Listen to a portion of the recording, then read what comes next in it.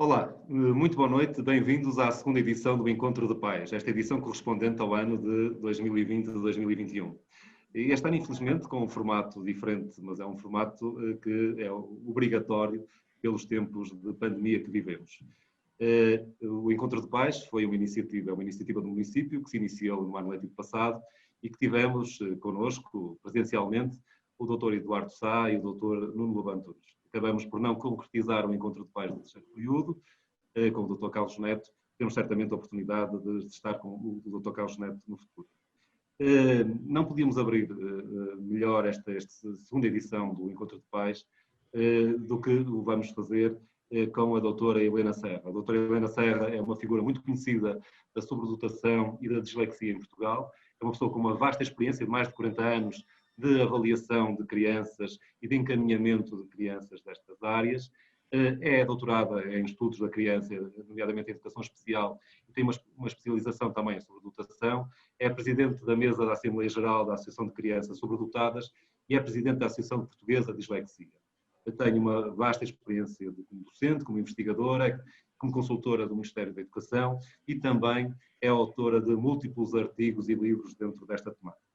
E eu não posso deixar de agradecer a disponibilidade e a generosidade da doutora Helena Serra para estar connosco nesta noite e, sem me demorar mais, passava-lhe a palavra e julgo que a doutora Helena Serra vai se centrar numa primeira parte, a sua intervenção vai se centrar na sobredotação e depois, mais adiante, vai-nos falar da dislexia. Muito boa noite, doutora. Muito boa noite. Em primeiro lugar, quero agradecer o convite que o Sr. Vereador me formulou. É mesmo um grande prazer poder conversar com pais e poder trazer os dois grandes temas que têm sido, digamos, o centro do meu trabalho, da minha investigação nas últimas décadas. Falar com pais é absolutamente essencial. Nós sabemos que, como diz o nosso povo, tudo começa em casa e, efetivamente, os cuidados e, sobretudo, o conhecimento, a fundamentação, a informação dos pais, quer quanto a crianças que têm altas capacidades, quer quanto a crianças que, tendo capacidades, apesar delas, manifestam algumas dificuldades no ler e no escrever, eventualmente também noutros domínios, e isso não aparece nada explicado porque no funcionar daquela criança ela é muito pronta nas suas observações, eventualmente muito criativa em algum domínio e de facto isto deixa as pessoas atónitas e sem saberem perceber o que está. Portanto, esta conversa, este encontro de pais é absolutamente fulcral e importante, porque estamos a falar de crianças com, eu considero que são as mais desafiantes, que estão quer nas nossas casas enquanto pais, quer nas nossas escolas enquanto docentes. Vou falar em primeiro lugar da criança ou do jovem que aprende muito rapidamente, é muito curioso e precisa de desafios constantes. É muito criativa. Estamos a falar de 3 a 5% da população escolar geral. Depois falaremos sobre a criança ou jovem que não sabe ou que não gosta de ler, ou então que não compreende o que acabou de ler, ou então que dá muitos erros, mas é inteligente. Estamos a falar de 10% das crianças do sistema educativo. Somando estes dois grupos, estamos a falar seguramente de 200 mil crianças do nosso país que neste momento estão na aprendizagem. Isto é um número tão significativo que justifica claramente que de facto haja muita seriedade e muita qualidade em todo o envolvimento que se lhes oferece, quer na família, quer na escola. Porque eles têm necessidades muito específicas. Então, situando-nos, em primeiro lugar, neste grupo de crianças, vulgo sobredotadas, elas são elas existem. Elas têm diferenças. E o que nós temos ao longo dos últimos 32 anos, em que 34 anos, em que a nossa Associação Portuguesa das Crianças Sobredotadas se dedica ao estudo e ao acompanhamento das crianças e das famílias, elas percebe-se que não têm tido sempre um atendimento adequado e isso gera muitos momentos de inadaptação, às vezes mesmo de insucesso. E, portanto, toda a nossa ação tem sido dirigida para que haja um atendimento adequado e isso vai, com certeza, gerar adaptações, melhores adaptações, eventualmente melhor sucesso, quer na escola, quer na vida. E, portanto, isto implica um conjunto de saberes que situaremos na área da pedagogia da sobredotação. Gosto de partilhar, antes de ir à frente, com todos, que há aqui um contributo de um cientista americano, de nome Renzulli, que nos, de uma forma esquemática, nos ajuda a compreender o que é isso de sobredotação. Portanto, interceptam-se 3 tipos de características nessa criança. Ela tem capacidade acima da média, portanto, claramente e notoriamente acima da média.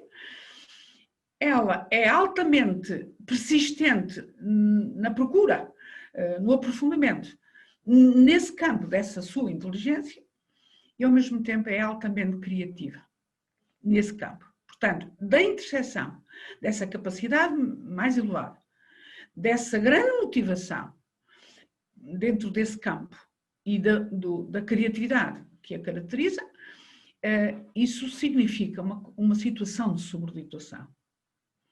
Só que Monks, entretanto falecido, holandês, faleceu este ano, que vem acrescentar a este modelo dos 3 anéis de Renzulli o triângulo envolvente. No fundo, quem são as entre aspas, forças, o contexto envolvente? Claro que é a escola, claro que é em primeiro lugar a família e claro que é o conjunto ao longo do seu crescimento, de pares com quem têm que interagir. E, portanto, chama-nos a atenção de que essa criança, com estas características, vai exigir da parte dos seus pais, da parte dos seus professores e da parte de todos nós que estamos a vê-las crescer, que estejamos atentos ao seu crescimento mesmo interpares. Trago aqui também um contributo que importa para a linha condutora do nosso pensamento, neste campo. Trago aqui um contributo de Gardner, muito conhecido por todos, que trouxe esta ajuda. As crianças ditas sobredotadas têm capacidades excepcionais, desempenhos de excelência. Mas em quê? Em alguns ou não só. Atenção a esta ideia. Provavelmente estou, ao dizer isto, digamos, a abordar um mito que é perigoso, que é pensar-se que uma criança ou um jovem sobredotado é em tudo excepcional, em tudo excelente. Não é verdade.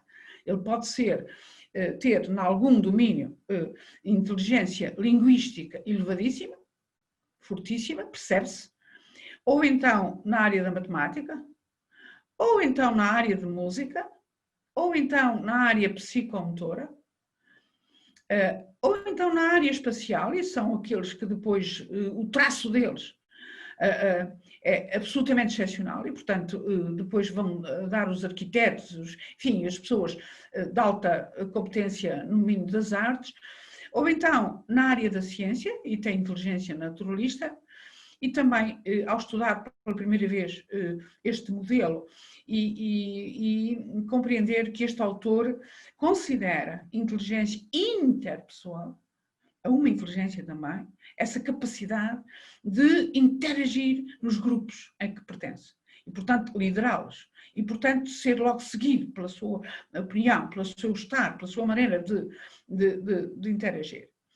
E há também uma outra inteligência chamada intrapessoal, que tem a ver com o lado emocional. Podem ser pessoas muito reservadas, mas são muito reflexivas e são muito profundas. E, portanto, normalmente são os autores das teorias gerais de qualquer ciência, porque, de facto, têm um pensamento extraordinário. E, portanto, estas são o modelo das 8 inteligências de Gardner, que, entretanto, enriqueceu, e há aqui, assim, uma outra inteligência já, mas eu agora não vou aprofundar esse aspecto. E, portanto, uma criança sobredotada pode apenas sê-lo, aqui assim, na área da linguística e da matemática, ou ao contrário, na área musical, ou apenas na área espacial, ou porventura na área psicomotora, e portanto só é altamente capaz num destes domínios, ou em vários domínios, mas que são domínios afins. Normalmente estão associadas à inteligência linguística com lógica matemática e com a naturalista, mas pode ser uma pessoa com baixíssima, muito menor capacidade no campo musical, no campo espacial, etc. Então, isto para dizer que estas crianças, muito inteligentes em algum daqueles campos, ou vários, ou só um, em traços muito gerais, sem descer ao tipo de inteligência, apresentam vocabulário muito rico e avançado. Rapidamente, qualquer informação aprendida, explicada, dominam-na logo, compreendem mesmo mais do que aquilo que está à tona, os princípios subjacentes, e têm imensa capacidade para generalizar e, portanto, com estas características, adquirem conhecimentos altamente excepcionais numa qualquer área, na tal área em que ele é superior. Só que no dia-a-dia dos nossos cotidianos, há com certeza condições que para estas características se manifestam como adversas. Tudo que seja falta de oportunidades, estímulos de recursos, falta de desafios, mesmo nas salas de aula, no cotidiano, na vida lá em casa. Pode isso interromper a motivação da criança ou diminuí-la muito. Acho que não há novidade nenhuma, já sei isso há muito tempo, nem preciso estudar. Isso pode determinar falta de interesse, porque ele tem áreas que não são nada favorecidas, ou não são muito favorecidas, e nessas áreas ele não tem interesse. Eu vou dar aqui um exemplo. Temos trabalhado com muitas crianças com altas capacidades no domínio da linguística, da matemática, da ciência, etc., e que depois têm uma letra manuscrita, quando têm que fazer qualquer trabalho manuscrito, uma letra muito pouco coordenada, muito pouco harmónica, e é uma criança que também não gosta de treinar isso, não tem interesse nenhum, porque aquela área nele é fraca, e portanto, e isso chama-se desincronias. O que é isso? É numa mesma criança, numa mesma pessoa, há áreas do cérebro que são altamente dotadas e há algumas que são bastante mais comuns ou até fracas. E, portanto, essas áreas a criança evita treiná-las e, portanto, foge da tarefa. Então, estejamos atentos a isto também, tem que se conduzir, porque ela tem que treinar as suas competências todas. Portanto, são crianças que não andam normalmente satisfeitas na escola. Há muitas exceções, porque há alguns professores que trabalham lindamente, porque perceberam que está ali uma criança com interesses muito especiais, muito avançados, e o professor até se sente empolgado precisamente por ter ali um aluno com esta pedalada, não é? E, portanto, é um professor que procura tudo para satisfazer aquele aluno e para o trazer contente, é verdade. Pronto, mas isto não é generalidade, enfim, das salas de aula de um país. E, portanto, as crianças entram muitas vezes e aparecem-nos com algum desgaste emocional, como que desiludidas, desencantadas, e isso não é bom. Claro, esse desequilíbrio, digamos assim, logo no plano afetivo, emocional e relacional, não é bom para o seu desenvolvimento pessoal e social.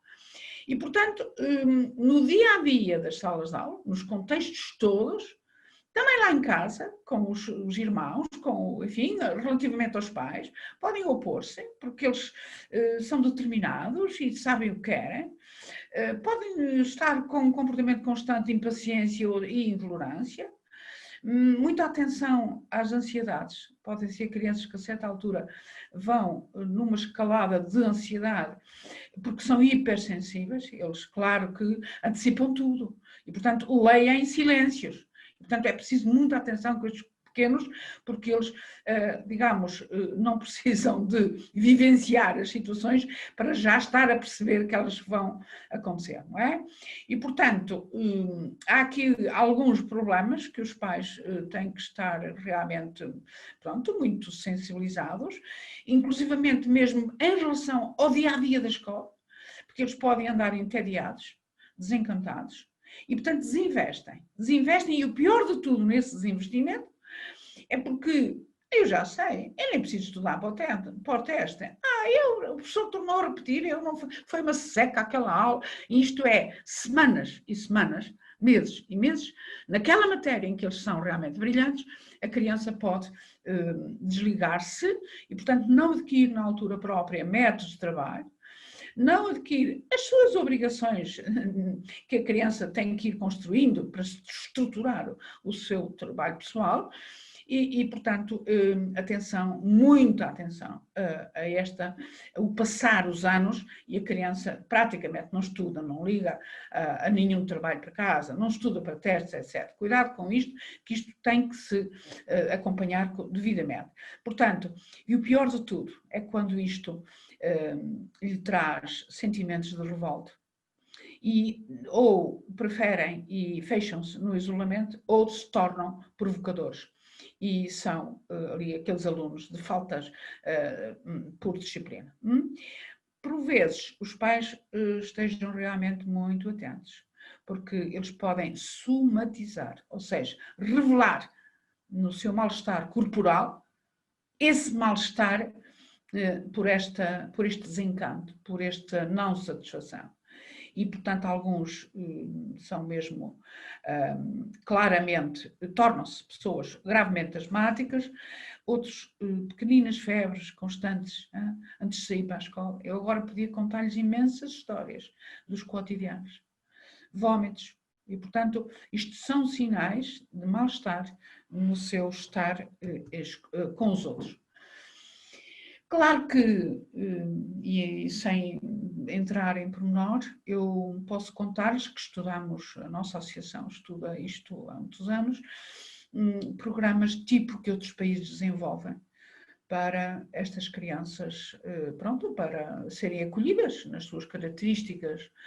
E 3 tipos de programas. Programas de enriquecimento, programas de aceleração, e programas de agrupamento e orientação. Minimamente eu vou explicar. Enriquecimento, os pais cuidam muitas vezes disto. Imensas famílias percebem estes gostos, interesses e capacidades dos filhos e, portanto, a criança ou é no mundo do desporto e a certa altura já está na alta competição, extraescolarmente, ou é no mundo das artes e estão em ateliês, ou é no mundo da dança, ou é no mundo da matemática, etc. E, portanto, os próprios pais, claro, sensíveis a isso, utilizam as respostas sociais do meio envolvente. E isso é enriquecimento. Portanto, para além dos cotidianos de uma sala de aula, a criança consegue andar alguma coisa satisfeita e mais equilibrada e mais encantada, porque está em algum contexto a ser devidamente acompanhada e estimulada. Isto, o que a nossa associação faz na formação que dá a professores, pedimos, enfim, estudamos e debruçamos como se faz em sala de aula, como se pode fazer em sala de aula.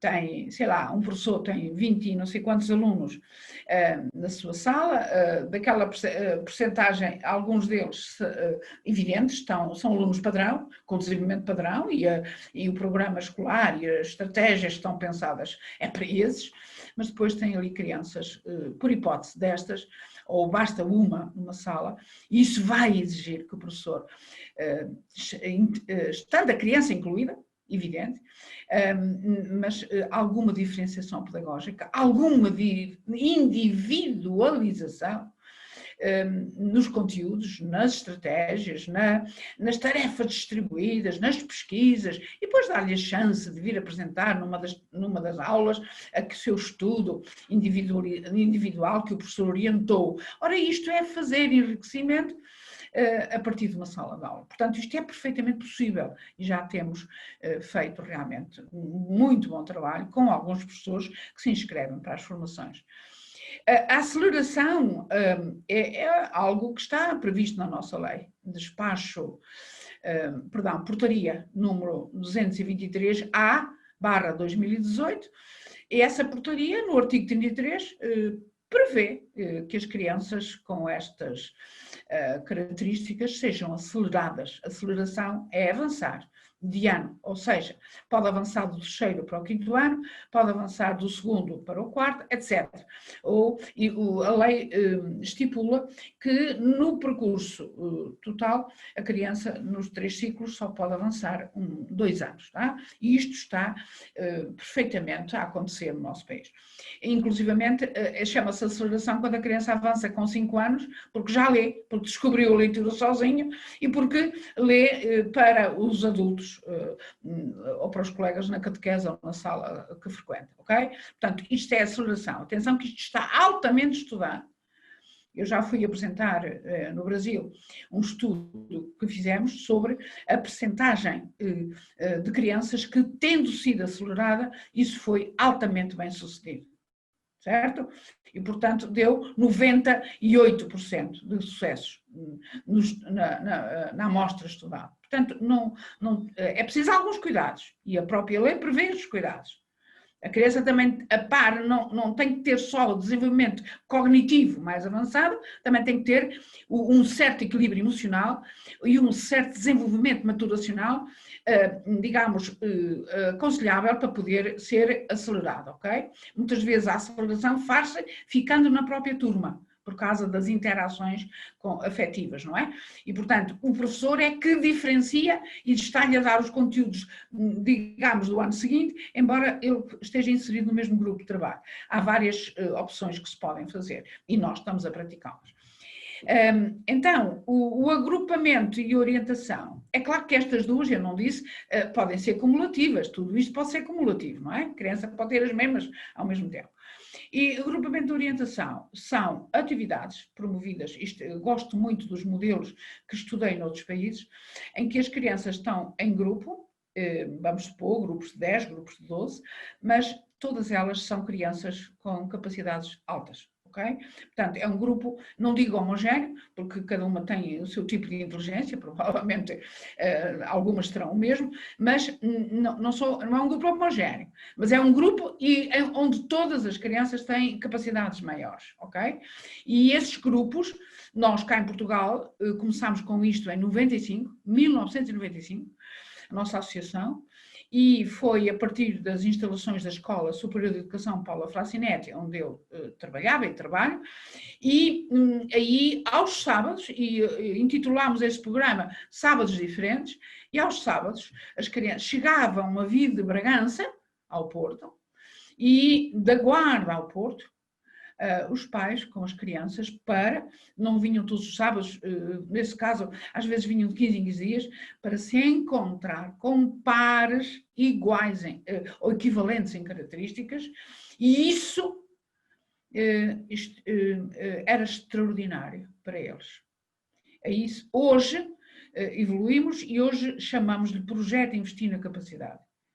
E saímos das portas do ensino superior, da escola superior, e fomos ao encontro das câmaras municipais, e agora este projeto está de facto a ser um sucesso em algumas algumas câmaras municipais do país.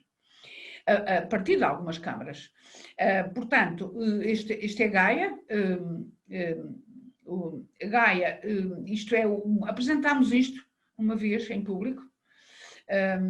Era a área metropolitana do Porto que promoveu o prémio para iniciativas inovadoras, naquele ano, em 2013, e este é um diapositivo, ou dois, que vai aparecer a seguir, que eu retirei desse PowerPoint que usámos para apresentar, que a Câmara usou para apresentar este projeto.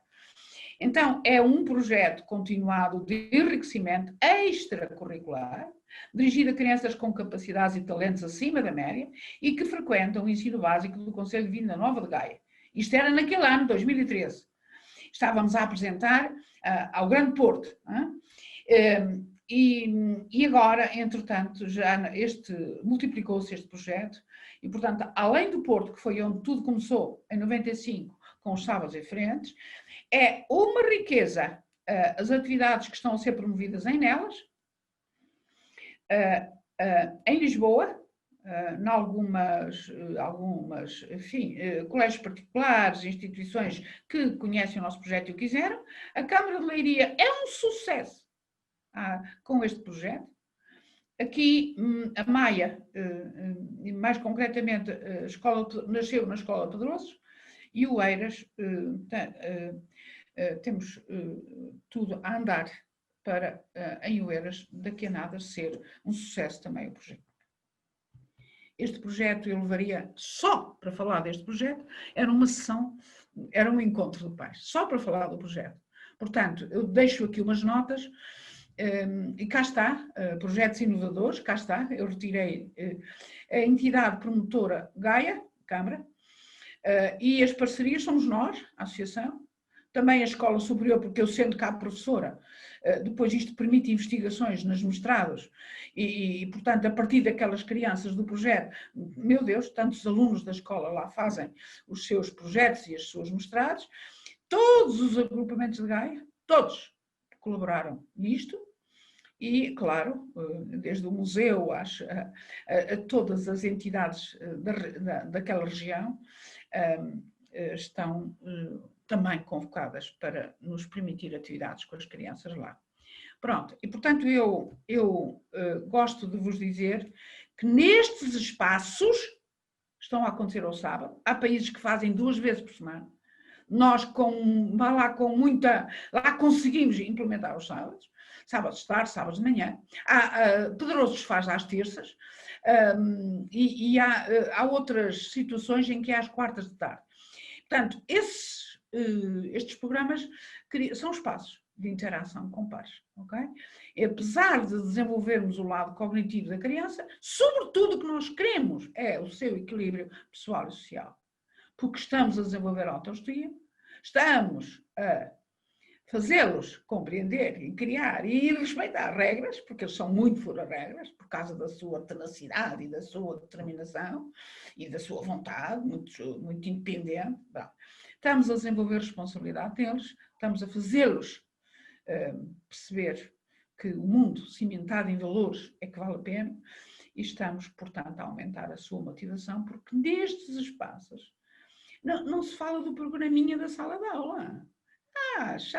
Chuva ácida, buraco do ozono, coisas, o anel de Saturno, são até assuntos e temas que eles próprios sugerem, que eles próprios acrescentam para a pessoa que vai a coordenar a atividade, um professor, um cientista, um expert naquele campo, vai realmente ouvi-los e, portanto, é um programa que não tem programa, ou seja, é muito de acordo com a construção que as crianças querem fazer para estarem desafiadas e, portanto, todos estimulam a atividade, o pensamento divergente tem que ser estimulado nestas crianças, para pensarem por si próprias, mas saberem fundamentar porquê, e para pensar, para aceitarem os outros, as contrapropostas dos outros. Promovemos capacidades maiores e menores. Há pouco eu falava da motricidade fina, mas pode ser também a motricidade ampla, pode ser o equilíbrio, pode ser a coordenação. Então, nestes programas também temos espaços onde tudo isto é trabalhado. e de uma maneira muito interessante. Aqui em cima há algumas imagens e, acima de tudo, promovemos a socialização, porque eles podem passar nas salas de aula, nos recreios das escolas, sem grandes interações com amigos. Eles estão sempre acima deles em alguma coisa. E, portanto, acham os outros muito infantis, eventualmente desinteressantes. Pronto. E isto não é sobranceirismo. É de facto, os interesses não são os mesmos. E há de facto diferenças. Portanto, a criança pode ter uma má experiência de pouca integração ou nula integração nos espaços cotidianos do seu dia-a-dia e, no entanto, aqui nestes espaços ela vai aprender a satisfação de ser cativado e cativar outros e de saber, em conjunto, lutar por algo melhor. Aqui é uma sessão em Pedrosos e recordo-me que estas fotografias, nesta sessão, tudo o que estava sobre a mesa era, pronto, há sempre um professor, ou já disse, ou um cientista, ou expert em algum domínio, que vem estimular as crianças e que vem fazer acontecer. Naquele horário, naquele dia, e as crianças correm, estão a semana toda à espera destes momentos de encontro com os seus colegas e que são tão estimulados. Então, para lhes dizer que realmente no nosso país fizemos já algum caminho, creio que foi por isso que nós merecemos uma distinção. Portugal já teve marcado este ano, 2020, esteve marcado, 9 a 12 de setembro, aqui no Palácio da Alfândega, no Porto, a chamada 17ª Conferência do ESHA, European Council for High Abilities, que é, em relação à Europa, o organismo central, faz parte do Conselho da Europa, e que atende a estas crianças, ok? E jovens, ok? Então, esse organismo europeu selecionou Portugal, porque nós concorremos com outros países, com Praga, etc., e fomos nós que ganhamos a realização da 17ª Conferência Mundial do ESHA em Portugal em 2020. Claro que tivemos que alterar, por razões sabidas, e agora já está remarcada para 31 de agosto a 3 de setembro de 2021, aqui no Porto, no Palácio da Alfândega, onde contamos que venham, sei lá, 5 centenas, pelo menos, de cientistas de todo o mundo, cada um a trazer o estado da arte dos seus países, quer no campo da investigação teórica, quer no campo das práticas. Vai ser um acontecimento muito importante. Estamos à espera. E creio que foi por isso que o nosso país mereceu, exatamente por causa deste programa. Há uma outra associação que certamente conhecem, não é? A ANES, que recordo-me que em 98 criámos-la também. A nossa nasceu em 36, mas aconteceu também a criação de uma outra associação chamada ANES, de que eu, inclusivamente, pertenci também à Assembleia Geral, e que também tem as suas atividades, embora as centre mais no domínio de trabalhos publicações, trabalhos científicos, pronto. E nós estamos muito mais centrados nas crianças concretas e vamos à procura delas, nos agrupamentos que falei há pouco, dos conselhos que eu falei há pouco, e vamos à procura delas e formamos os seus professores e os seus pais. Eu ainda não disse. A PAR é ponto de honra, pá, naquele projeto, naquele pique, é ponto de honra fazer acompanhamento aos pais. Portanto, não é só os filhos que estão felizes a trabalhar com estas atividades enriquecedoras, com outros colegas com o mesmo tipo digamos, de questionamentos, é que são também os seus pais, que noutra sala ao lado, por vezes, claro que os pais é a menor frequência, as crianças é todos os sábados, os pais é 2 vezes por trimestre, e que nós fazemos a formação aos pais. Precisamente, há coisas básicas e essenciais que os pais têm que saber. Tem que, de facto, com o filho destas características, tem que lhe proporcionar experiências de vida significativas. Ou seja, sabem que está uma exposição a não sei onde, apetecia-nos se calhar ficar em casa a descansar, mas esta criança precisa de desafios, é preciso levá-lo e interagir, e perguntar, e questionar, e responder. Bom, acompanhar sempre muita disponibilidade estas crianças, para acompanhar as suas descobertas, entusiasmar-se com os seus entusiasmos e mostrar confiança nas suas capacidades e sempre promover o autoconhecimento, a sua identidade pessoal.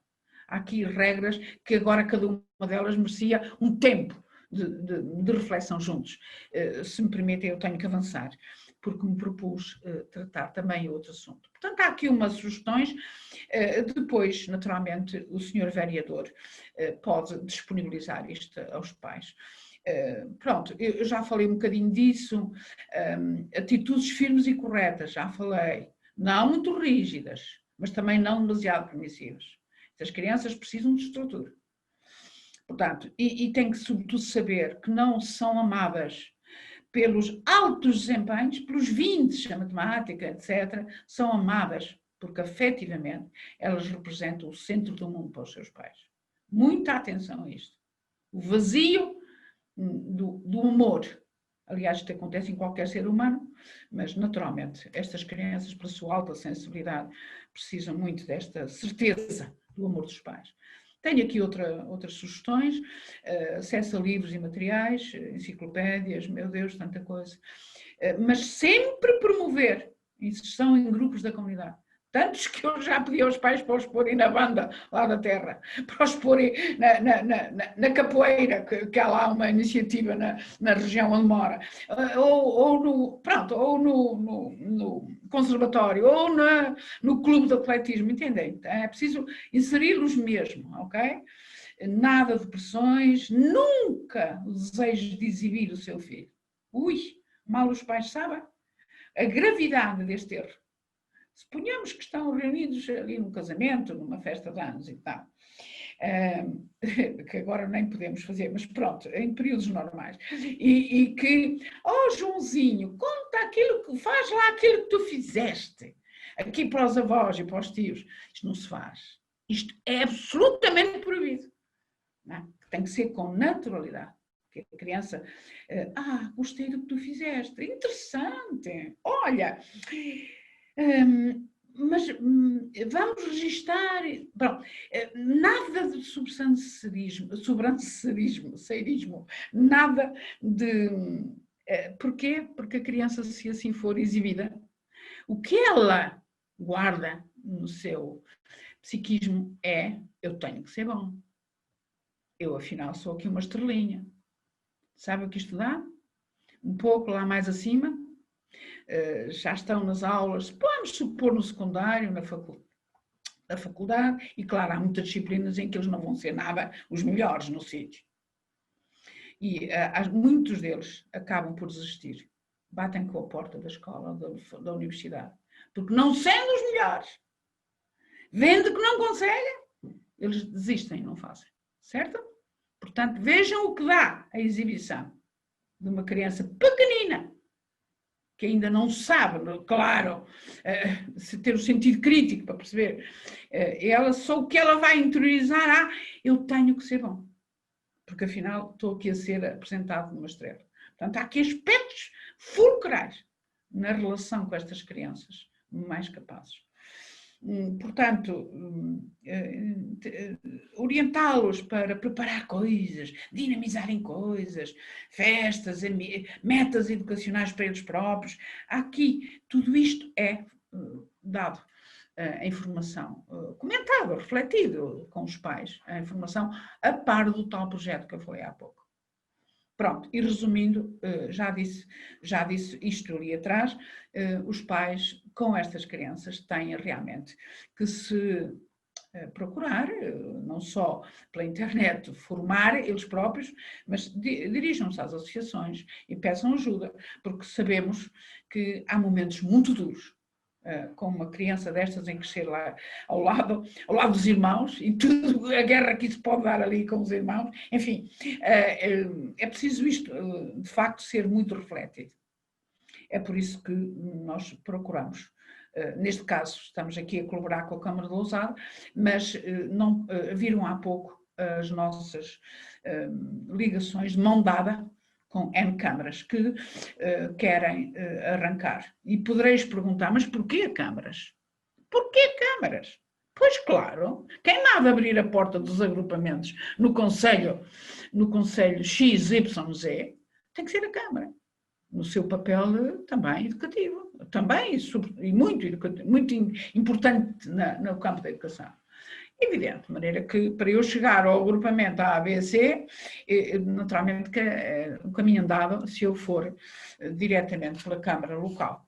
E, portanto, a partir da Câmara depois cria-se ali um centro nevrálgico de trabalho com os agrupamentos, nós ensinamos como é que se descobrem estas crianças, nós formamos logo ali com a Câmara um pequeno grupo pronto, uma equipa, um núcleo central e a partir daí tudo começa e encontram-se os cronogramas e as atividades e os animadores das atividades. É muito interessante este projeto. De maneira que, de certo modo, queria declarar aqui ao senhor vereador e a todos os pais que estou com muito gosto disponível, se Lousada pretender entrar no projeto destes. E é muito importante isto, e até porque nós, a associação, acompanhamos crianças de Lousada, exatamente com estas características. E nós sabemos quem são, ok? E elas precisam deste programa, tá? Pronto, então agora eu gostaria de ter a vossa atenção para falar do outro grupo de crianças, os tais 10% de alunos inteligentes do sistema escolar. Estes são sempre, digamos, talvez incompreendidos, porque, afinal, a criança tem respostas tão boas em alguns domínios. Desculpem, eu vou voltar aqui atrás.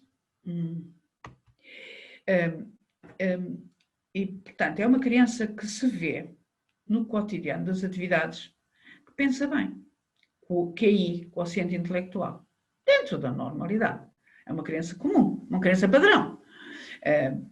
E que, apesar de tudo, quando se chegou à leitura, quando se chegou, porventura, à escrita, aquilo está a correr mal, portanto.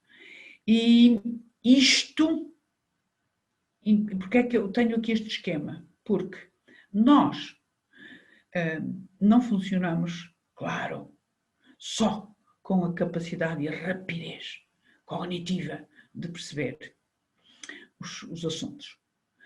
Ao mesmo tempo, nós precisamos de um certo nível de desempenho na área perceptiva, na área psicomotora, na área da linguagem e na área motora. E ao crescermos, tudo isto com as brincadeiras do jardim infantil, com as brincadeiras das amas, das avós, dos pais, da rua, o que for, tudo isto está a ser desenvolvido em todos nós. E tem que estar a um certo nível, claro, tudo suportado por afetos e por relações sociais. Mas estas 4 grandes áreas, para além do nosso nível de inteligência, estas 4 grandes áreas têm que estar muito estimuladas e desenvolvidas quando se começa a leitura. É o que eu tenho aqui, neste esquema. Portanto, o menino tem 6 aninhos, a menina, são colocados no primeiro ano. Depois vai decorrer todo o primeiro ciclo. E é aí que tudo tem que acontecer, na aquisição em leitura, na aquisição em escrita, na aquisição na matemática, sim, os conceitos básicos, cálculo mental, a técnica operatória. E tem 4 anos para o menino e a menina dominarem tranquilamente, mas com boa eficiência, estas competências. Okay? Porque elas são como que as paredes mestras do edifício da aprendizagem, que aqui no primeiro ciclo se inicia, certo, mas que depois vai continuar com outras disciplinas, o português, a história, o inglês, a economia, o alemão, o grego, um mundo de disciplinas que vem, enfim, neste percurso académico dos estudantes, e nenhum destes professores, nenhuma destas disciplinas vai já, digamos, ensinar técnicas de leitura, ensinar técnicas de escrita, aritmética, porque contam com elas em bom nível para aprender os conteúdos das respectivas disciplinas, ok? Isto é sabido e é repetido por todos nós, porque é de facto o primeiro ciclo, o ciclo mais importante, o investimento mais importante que deve ser feito nas escolas para que a criança, de facto, nestes 4 anos, fique muito bem preparada a nível de compreensão leitora, do trabalho de textos, etc, etc. Bom, mas à semelhança da construção de um edifício qualquer, do edifício físico, também a construção da aprendizagem tem que ter alicerces. E, portanto, repare, o mestre de obras, antes de permitir que os operários iniciem a construção de paredes, é evidente que, com máquinas fortíssimas, faz os alicerces fortes. Então, os alicerces são o jardim infantil, são o período anterior. A criança dos 0 aos 6 anos, está com certeza ou na família ou em estruturas da educação, claro. A partir dos 3 nas estruturas da educação, ou nas creches, antes disso. Bom, e é aí nesses ambientes que ela tem que ser, digamos, estimulada, sem falta, na linguagem, de compreensão, expressão e na consciência fonológica. A consciência fonológica é uma habilidade finíssima do cérebro, todos nós, que nos permite distinguir olham, não é olhão, rio, não é rio. E isso tem uma influência brutal depois para a compreensão de textos e para a escrita. E ela tem que estar formada nas crianças aos 7 anos.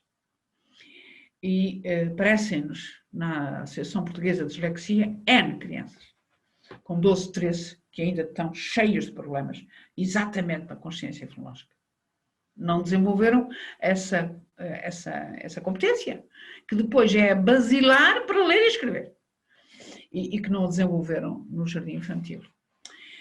Na área psicomotora entra as dimensões que estão a ser desenvolvidas em todos nós no crescimento, é o esquema corporal, a noção de direita e esquerda, a noção de orientação nos espaços, a orientação nos tempos.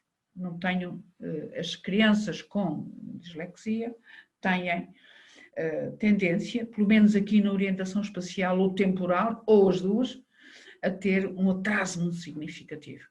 Mas isso é alicerce para ler e escrever, para o formato das letras, para a associação grafema-fonema.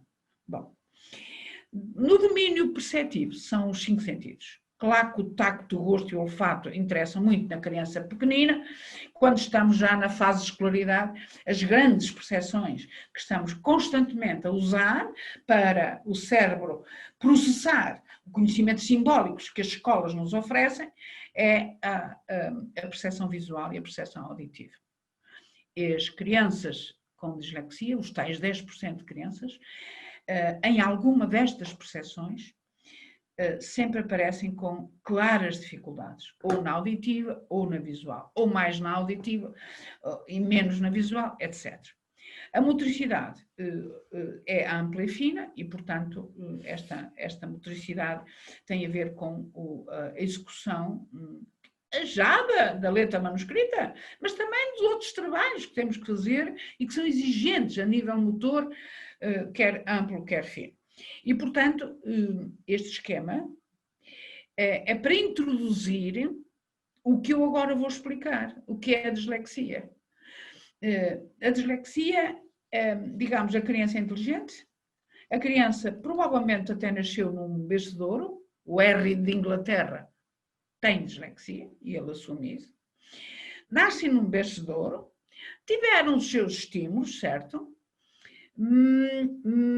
Mas não bastam os estímulos comuns do baloiço, do brincar às caçadinhas, do leitura de histórias, do reconto de história, enfim, aquilo que fazemos com qualquer criança nas fases de crescimento, eles têm que se perceber alguns dos domínios que estão aqui neste esquema, em baixo, nos alicerces, nos tais 10% das crianças, por razões neurológicas, são neurónios que no seu cérebro estarão, eventualmente, há muitas teorias, desconectados, desorganizados, mal interligados, e estando com esse formato no tecido neuronal, a criança vai depois ter uma percepção visual mais baixa, uma percepção auditiva muito menos, enfim, capaz, ou porventura uma consciência fonológica muito menos desenvolvida.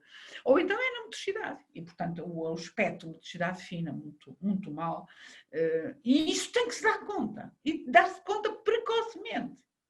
Temos que, muito cedo, ao perceber isso, os educadores de infância, os pais, ao perceberem isso, depois têm que naturalmente procurar e pedir orientação, porque tem que estimular aquilo mais, tem que estimular aquela habilidade do seu cérebro de uma forma mais intensiva e muito mais forte do que é comum fazer-se com qualquer criança.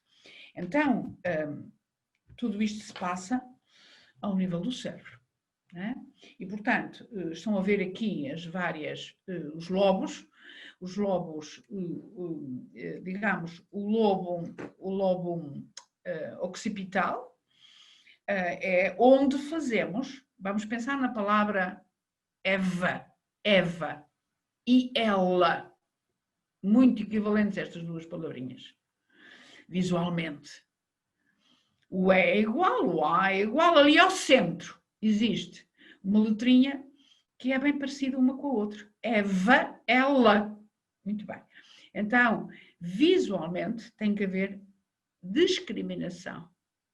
Mas a par disso tem que haver orientação espacial, para se perceber que no caso do L, o ângulo é reto, que está ali direitinho. E que no caso do V faz ali uma outra inclinação, ok? E isso tem que levar à associação auditiva, e agora já estou a falar na outra área do cérebro, a área que está aqui a tom esverdeado, muito levinho, é a área temporal, e esta área temporal é que esses neurónios vão ter o papel de associar aquele fonema, V, com o respectivo grafema, que é aquele que faz o ângulo agudo, está certo? Portanto, temos, por um lado, a área visual, que tem que ir à velocidade da luz, interligar-se com a área auditiva e, provavelmente, depois, com esta que está aqui, a cor de laranja, com a área motora, que é a área da motricidade, que é o córtex sensorial, entre o lóbulo parietal e o lóbulo frontal. Estas pequenas setas para aquela área de Broca que está ali indicada e a área de Wernicke são as duas grandes áreas da linguagem e das palavras que lemos transformadas em coisas significativas e em sons e em formatos significativos. Pronto, tudo isto tem uma base neuronal, desempenho dos neurónios, que podem, no caso dos 10% das crianças, estar muito lentos. Gosto imenso de um cientista americano, Kirk Gallagher, destes cientistas que lhes chamam neurónios lentos. E isso vem muitas vezes na linha de família. A criança herdou geneticamente essa configuração desses neurónios que estão mais lentos. Então, se estão mais lentos, mas têm vida, só há uma opção, não há interrogação maior aqui. É preciso treiná-los. Pelo treinamento precoce, a tempo e horas, aquela habilidade que está, eu vou chamar uma expressão em SOS, ela sobe para um desempenho muito melhor e ao subir para um desempenho muito melhor, aquele estudante passa a fazer melhor leitura, a ultrapassar os erros, melhor escrita, melhor compreensão. Portanto, tem uma base neurológica. No sistema nervoso central, estão a ver aqui uma criança com 14 anos que tem este tipo de escrita manuscrita. claríssimo, baixo, controle, motor fino. Claríssimo. Portanto, isto foi só para dar um exemplo. Agora poderia pôr aqui imensos diapositivos com exemplos de erros de outro tipo, não é? Portanto, mas pronto, certamente podem imaginar o que é uma criança estar a escrever pai e o que lhe sai é pia, troca as letras. Estar a escrever prego e já no 8º ano, 9º ou 10º, escrever pergo. Estar a querer escrever então com a otil, que é assim que deve ser, e vai escrever com a ame. Ter escrito, se calhar, milhentas vezes na sua vida o verbo fazer, o verbo dizer, sabe que é um Z, e ele coloca um S. E no mesmo texto, em cima, coloca um S, noutra palavra mais à vez, na mesma palavra colocam Z, tá bom? Portanto, são realmente cérebros que depois fazem estas, entre aspas, estas patifarias, eu ia dizer, ao próprio leitor, está bem? Então, as principais dificuldades de aprendizagem, como se diz hoje, perturbações de aprendizagem, é a mesma coisa, são estas 4 principais. Dislexia, e tem graus, grau menor, grau maior e grau intermédio, grau moderado, grau severo e grau leve, pronto, também se diz. Quando atinge a parte da escrita e há erros ali imperdoáveis, pensamos nós, claro que nestes cérebros são perdoáveis, mas aparentemente para um pai, para uma mãe, para um professor, está distraído, é preguiçoso, pronto, aqueles adjetivos que também não abonam nem fazem nenhum bem. Pode a perturbação estar no desenho das letras, isso chama-se disgrafia, viram ali atrás aquele diapositivo, ou pode mesmo ter atingido a matemática, embora se saiba que um aluno com dislexia, por vezes, é mesmo bom a matemática. Portanto, atenção que não são necessárias estas combinações, elas podem andar separadas, tá? E atenção que dislexia não é só olhar por uma palavra e titubear e estar ali a hesitar, moderna, não é só isto. Isso é nos inícios. Mais adiante, sobretudo as crianças, os jovens que eu vejo do secundário, que me vêm de todo lado,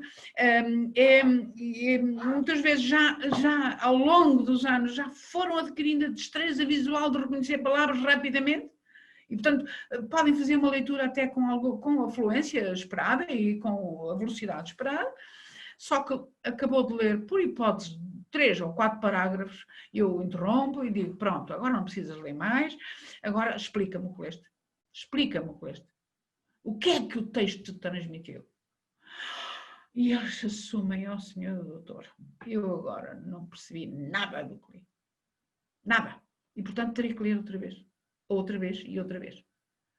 Até pessoas com mestrado, que estão em mestrado, aconteceu-me isto não há muito tempo, veio dos Açores e está cá na Universidade do Porto a fazer mestrado, e veio ter comigo para me pedir o relatório, porque sabe muito bem que é dislexo, sempre foi, e sempre foi apoiado nas escolas, compreendido, mas agora no mestrado na universidade, para pedir maior prazo para entrega dos trabalhos do mestrado, porque vai ter que trabalhar textos e textos e textos, e o trabalho nele é muito mais, digamos, difícil, demorado, porque ele vai ter que ler cada texto 3 e 4 vezes e se calhar gravá-lo e ouvir-se a si próprio. Enfim, há várias técnicas que nós depois usamos.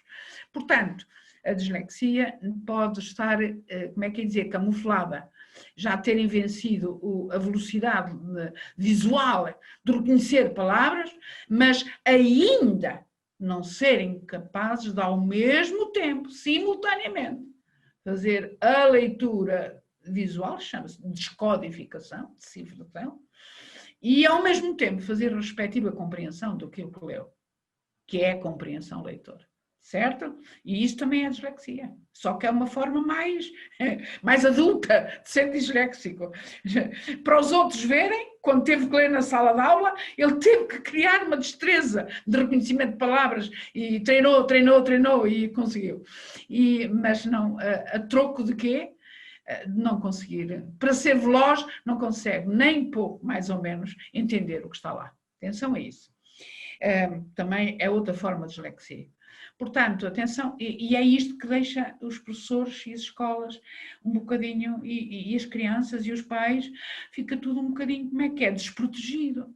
Porque este indivíduo tem inteligência normal, às vezes até superior, ele tem criatividade, ninguém como ele. Quando se faz a interpretação mímica de qualquer conto, tem aquela classe, percebe-se que troca Bs com Ds, são desordens na informação simbólica, troca Qs com Ps, troca Us com Ns, troca vezes com mais, bom, troca ali uma série de coisas, e portanto isso está-lhe a trazer dificuldades claríssimas, que estão já a notar-se na leitura, na escrita, na matemática, ou sem matemática, mas naquelas duas primeiras, e portanto, o que é que acontece ali? Há uma discrepância não esperada, não explicada, aparentemente explicada, entre aquilo que se espera do aluno e aquilo que ele está a realizar, entre realização e potencial esperado. Por isso é que aqueles coitaditos ficam indefesos, porque ninguém percebe o que está ali a passar, certo? E portanto adia-se, adia-se, adia-se, adia-se. E portanto não se faz no tempo devido. E portanto eles chegam até às vezes ao terceiro ciclo, ao secundário, sem ser diagnosticados. Com todas as consequências que isto tem depois. Pronto. Portanto, há uma coisa certíssima, e como eles todos são desconcentrados. Desconcentrados, quer na atenção auditiva, pouco tempo, curto tempo de atenção. Estão ligados àquilo que está a ser oferecido oralmente, mas pouco tempo. Depois logo a seguir já estão desligados, ok? Desconcentrados. E também podem, quase todos eles têm problemas, ou de espaço ou de tempo. Perdidos no espaço, perdidos no tempo. E, portanto, os minutos para o teste, sei lá, ainda tenho 4 perguntas por responder e já só faltam 5 minutos. Oi, isto entra logo em ansiedade, entra logo em completa, coitadito, dificuldade total e depois entrega o teste sem responder, etc. E depois tem outra coisa. Porque é que eles estão desprotegidos também? Porque eles usam estratégias engenhosas para ocultar as dificuldades. Portanto, saiu no mesmo texto a tal palavra então, com AME uma vez e com AOTIL noutra. E depois, quando se vai alguém dar conta daquilo, o professor chama a atenção, olha que distraído que eu fiquei. Ai, meu Deus, eu hoje não estou bom. Pronto. Portanto, eles têm que arranjar uma forma de escamotear o verdadeiro problema. Não querem que os outros sonhem que eles têm esse problema.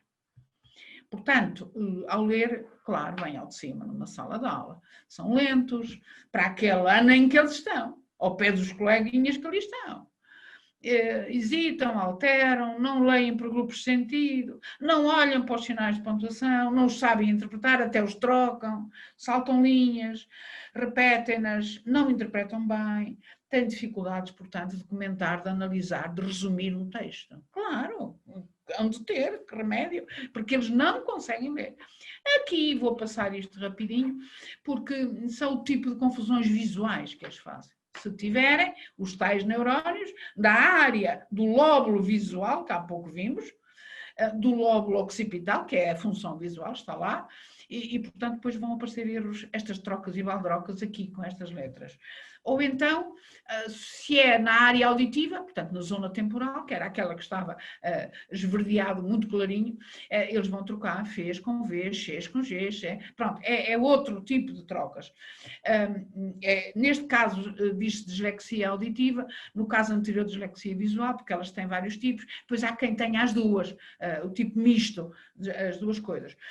Aqui é quando tem problemas de orientação espacial e, portanto, olhando para a palavra estante, eles leem setante.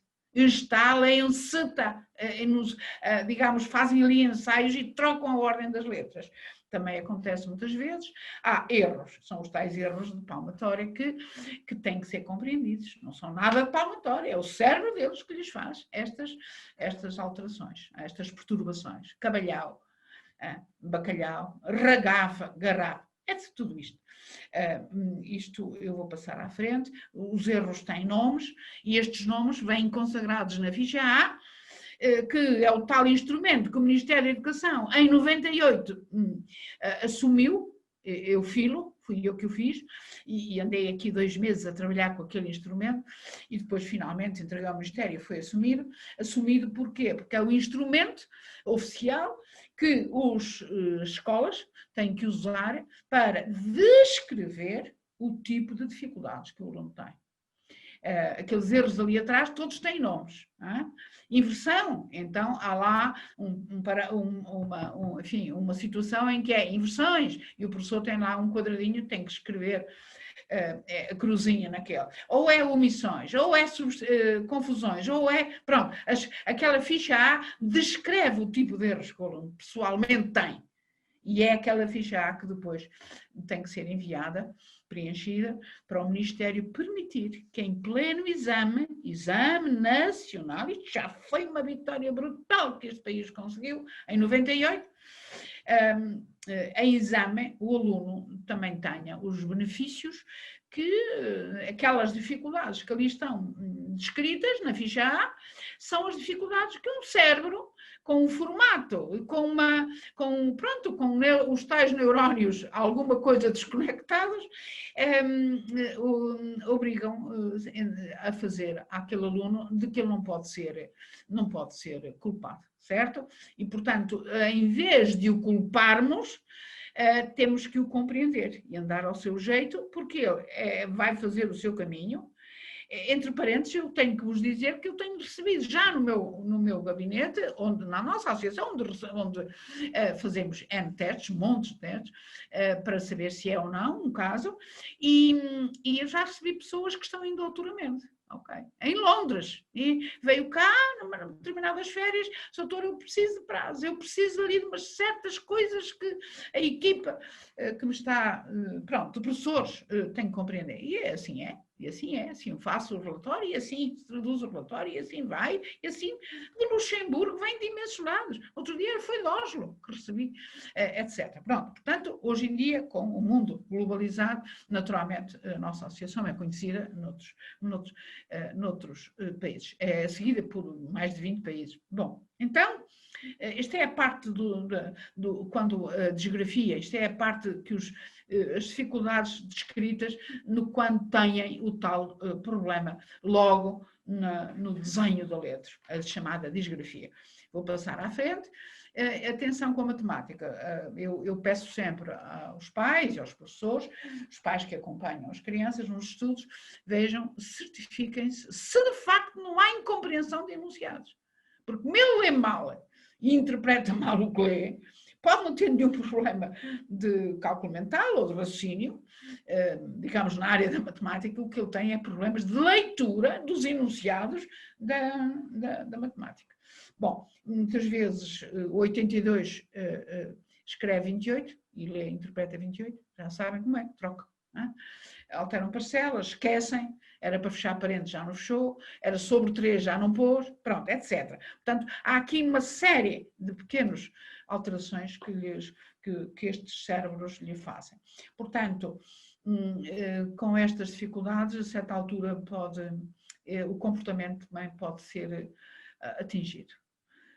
E é preciso muito cuidado nas salas de aula para que ele não seja atingido o comportamento.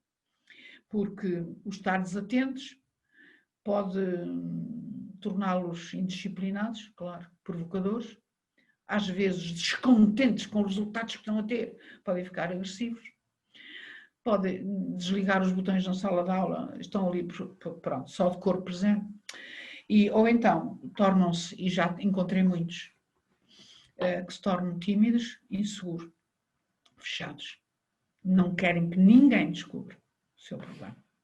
No entanto, eu tenho um artigo no meu, enfim, guardado, certamente podem ter visto, porque acho que foi no Expresso que saiu, de Richard Bronson, penso que é, que é o diretor da Virgin, não é? Daquela empresa de grande sucesso, e que ele diz, empresas, o título grande daquele artigo é empresas, estejam atentos, porque vocês têm que contratar disléxicos para os vossos quadros.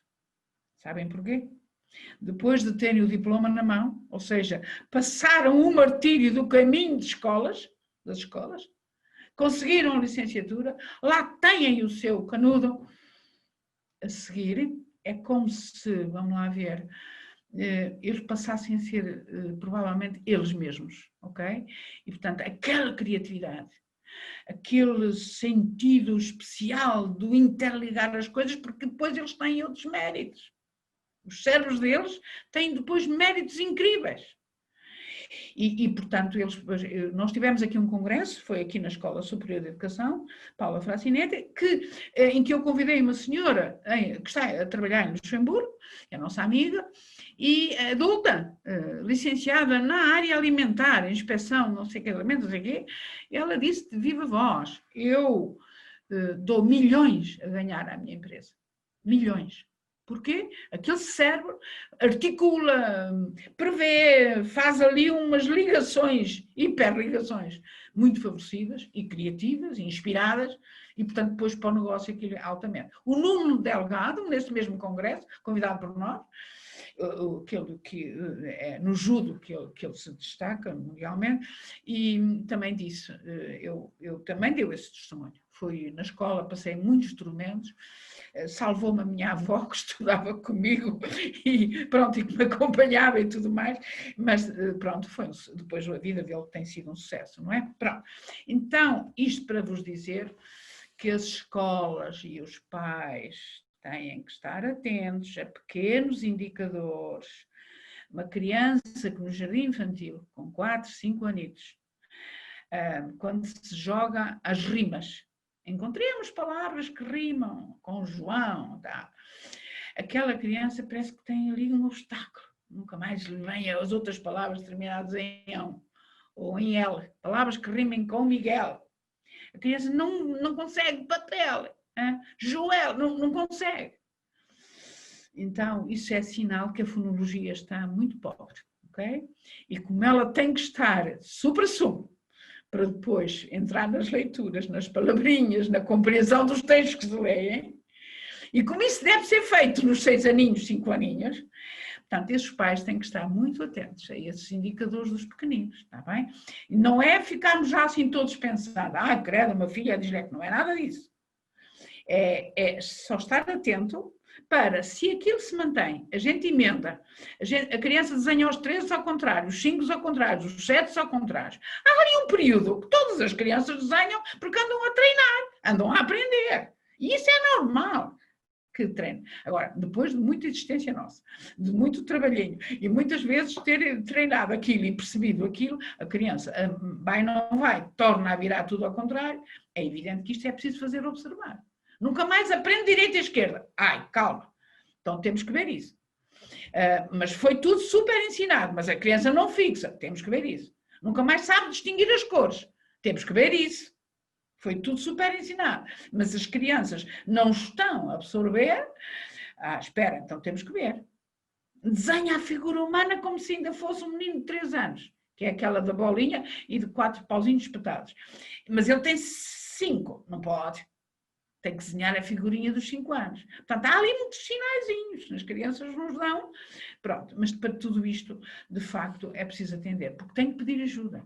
Né? E não é logo com aquela aflição, Jesus, o meu filho tem dislexia, não é nada disso. É parar tempo e horas, ver quais são as competências do cérebro que estão lentas, lentificadas, e que depois, sendo necessário que estejam à boca de cena, para na leitura funcionarem assim como a velocidade da luz, temos que pôr as crianças realmente em espaços onde se treina aquela competência. Ela treinada desenvolve-se. Por isso que eu peço muito às escolas, não deixem para os 10 anos, comecem logo nos 7 aninhos, 6. Os sinais já estão nos 5. Bom, então é isto que eu peço nas formações que tenho feito, claro, eu já não tenho conta os números de ações de formação que eu faço aqui a partir da Escola Paula Fracinete ou pela Dislex, nós fazemos formação por vários locais e nas aulas, os meus alunos da formação pós-graduada, ensino-lhes este caminho, isto é o caminho da avaliação, têm que ser avaliados. avaliados na sua linguagem, avaliados na... É tudo isto que está aqui. E quando já andam, já deram uns passinhos na escola, temos que ir ver quais são os problemas da leitura, da escrita. Isto é, eu vou perceber neste todo quais são as áreas que naquele cérebrozinho são fraquinhas, ou estão assim, a meio desenvolver, ou que são mesmo boas. Claro que fico aqui com a luz para intervir, ok? Intervir para além da sala de aula. Ou ainda na sala de aula, quando ainda dá para intervir ali nas salas de aula, sem machucar a criança, sem expor a criança. A partir do momento em que estão no segundo ciclo, e mesmo no final do primeiro, eu acho que já tem que ser uma intervenção à parte, com um pequeno grupo de crianças. E perceber que ela tem problemas de ritmo, tem problemas auditivos, tem problemas visuais, então, em pequeno grupo, extra sala de aula, o professor põe N atividades, N estratégias, que estão publicadas, as pessoas conhecem, que está tudo disponível por aí à mão, e as pessoas... Há estratégias para a consciência fonológica, há estratégias para a área perceptiva auditiva, há estratégias, etc, etc. E isso nós já contribuímos também para o sucesso das pessoas que vão intervir, porque também já publicámos alguns modelos e há outras pessoas que publicam, portanto, não estão desprotegidos nem os pais, nem os técnicos ou as pessoas, os profissionais da educação, porque isso está, os modelos já estão facultados, ok? Estão disponíveis. E tem que se intervir de forma focalizada. Não é fazer cópias. Não é emendar os erros 20 vezes, 30 vezes. Não adianta coisa nenhuma isso. O que temos que fazer é trabalhar a competência na base que se percebeu que a criança não tem a responder à altura. Portanto, se é temporal, é temporal. Se é lateralidade, é lateralidade. Se é, etc. Se é fonologia, é fonologia. Portanto, tem que ser um trabalho, digamos, criterioso, de qualidade. E tem que ser atempado. Agora, vou mostrar-vos uma coisa que já não sei se sabem. Este é um assumido de um disléxico. Muito bom, como sabem, na arte de cinema. Este também, estes são isto é uma coisa que está aberta, disponível na internet. Grande disléxico. Outro. Olhem só. Foi aconselhado. Aos 4 anos não falava. Portanto, este era a área auditiva. Até a linguagem ele teve dificuldade de adquirir. É verdade. E foi aconselhado a desistir da escola. O professor de matemática disse que o melhor é desistir. Então, a criatividade dela, olhem estes nomes, é uma coisa impressionante. Estão a ver? Bill Gates, Júlio Verne. Não, estão aqui. Portanto, de quem estamos a falar? De pessoas especialíssimas, cujos cérebros têm um design, um formato. Ali, aquelas interseções entre o hemisfério direito e o hemisfério esquerdo, aquele cruzamento, alguma coisa corre ali mal e portanto, altera-lhe as coisas, certo? Então, nunca apontar o dedo a uma criança destas, a um aluno destes. Estou quase a acabar. Portanto, nas escolas, medidas universais é aquilo que está toda a escola a usar, em geral, toda também exagera, acho que muitas. E aí, de facto, todos os docentes daquele aluno têm que lhe dar certo tipo de apoios, isso vai escrito nos relatórios e, sobretudo, têm que ter muito cuidado com a atitude. Nunca expor uma criança destas. Nunca sobrevalorizar os seus erros ou as suas respostas erradas. Calma, está ali um ser humano que tem uma sensibilidade ali à flor da pele. Bom. Claro que ele precisa de apoio a algumas disciplinas. Pode precisar, pode não precisar, que alguns têm boas notas. Tal é a retaguarda que eles têm em casa que depois têm boas notas, claro. Há ali um trabalho, eles não respiram. Eles nem têm fins de semana, nem têm feriados. Bom, os seus docentes, porventura de matemática, de português e inglês, atenção às línguas, que é sempre uma das coisas piores, têm que lhe dar apoios. Mas então a nossa luta, enquanto Associação Portuguesa de Dislexia, é que mais do que isso, há alguns, não todos, dislexia moderada e grave. Precisa, a par, uma coisa é as medidas universais da sala de aula, outra coisa são as medidas seletivas. Ou seja, tem que ter, para além da sala de aula, apoios de profissionais especializados. terapeutas, etc., pessoas especializadas, que vão exatamente avaliar a criança para saber qual é o domínio do cérebro que está incompetente e, com estratégias próprias, vão desenvolver essas áreas fracas. E a par desenvolver também a tal leitura, a tal escrita, etc. O que estiver em causa. Os pais, como podem ajudar, estou mesmo a acabar. Bem, em primeiro lugar, devem cooperar com a escola. Estamos todos a lutar pelo mesmo fim, está bem? Portanto, tantas guerras e tribunal e tudo, que eu também já acompanhei, não adianta. Eu acho que isso é um mau caminho. Portanto, diálogo, hein? Diálogo. Diálogo e, bom, e persistência, claro, e apoio mútuo, claro que sim. Mas diálogo, certo? Bom, em casa, que remédio têm os pais se logo de pequeninos, do segundo para a frente, do segundo ano para a frente, há hábitos de leitura diária?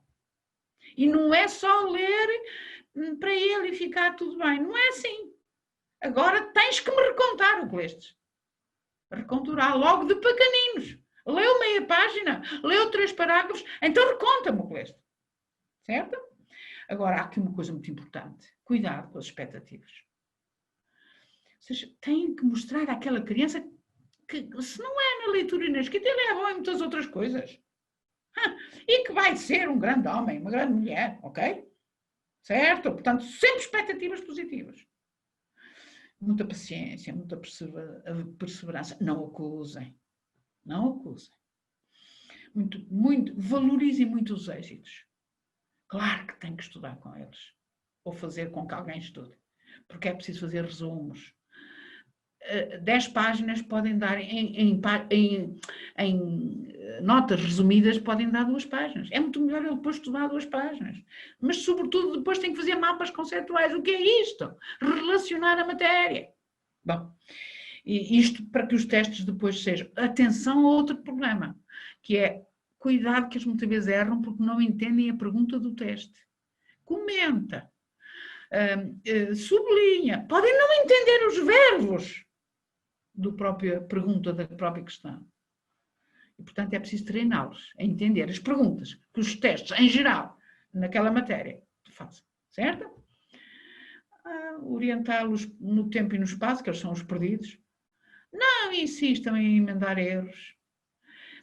O que ele tem que treinar é, se sabe que vai ler na próxima aula, combinar com o professor, sinalize aqui com o lápis o parágrafo que na próxima aula me vai mandar ler. Ele treina aquilo 10 vezes em casa e depois vai fazer uma figura muito linda na sala de aula. Estão a entender, não estão? Antecipar. Pronto, muito metodologias ativas. Computador, gravador, etc, etc. Filmes, tudo mais. Então, muita resiliência. Ou seja, fica-se enriquecida com as dificuldades e sai-se sempre vencedor porque aguentou e psiquicamente, psicologicamente, ficou uma pessoa mais forte. Certo? Acho que estou a acabar. Muito obrigada por esta atenção. Contem comigo, contem com as nossas associações. Estão aqui os sites e foi muito bom ter podido ter esta conversa convosco. Bem-aja. Boa noite. Doutora, muito obrigado pelas palavras, por esta partilha esclarecida. Acho que os pais que estiveram presentes neste nosso novo formato destes encontros de pais ficaram mais esclarecidos, ficaram também com mais esperança. Quem vive estes problemas certamente ficou com mais esperança e, portanto, nós estamos muito agradecidos por isso. Dizer-lhe que tomei nota do desafio que nos fez em relação àqueles sábados especiais. Nós já temos algumas atividades que podem ser enquadradas numa expansão, em experiências de vida significativas. Nós aos sábados de manhã oferecemos algumas atividades extracurriculares, como por exemplo a ilustração, como por exemplo o mandarim, a programação para crianças e o xadrez, que podem ser enquadradas num programa desse tipo. Uma palavra também para os pais, que temos também o nosso agradecimento por frequentarem estes nossos encontros e uma palavra também de saúde para todos, que neste momento todos precisamos também de ter cuidado, obviamente, mas também ter alguma sorte para continuarmos a ser resilientes e levarmos a nossa vida. Muito obrigado mais uma vez. Obrigada, muito boa noite e bem-aja por me ter convidado e me dar esta chance. Obrigada. Obrigado.